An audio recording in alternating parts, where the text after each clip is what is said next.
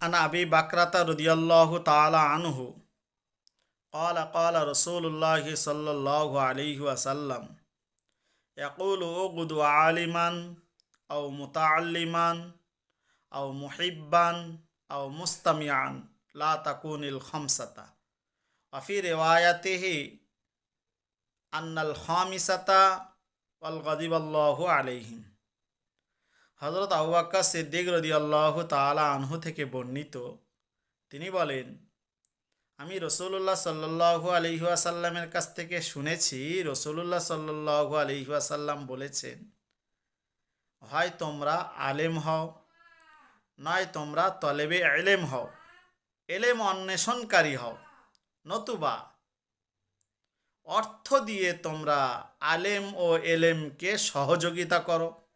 আর এটা যদি না পারো, অন্তত এলেম ও আলেমকে অন্তর দিয়ে মাহাব্বত এবং ভালোবাসো, অন্তর দিয়ে ভালোবাসো। লা তাকুনিল খামসাতা, খবরদার তোমরা পঞ্চম হয়েও না, তোমরা ধ্বংস হয়ে যাবে। হে পৃথিবীর মানুষ, খবরদার তোমরা পঞ্চম হয়েও না, আলেম ও এলেমকে ভালোবাসো, খবরদার পঞ্চম হয়েও না, অর্থ দিয়ে সহযোগিতা করো, নইলে অন্তর দিয়ে ভালোবাসো, পঞ্চম হলে কিন্তু তোমরা ধ্বংস হয়ে যাবে।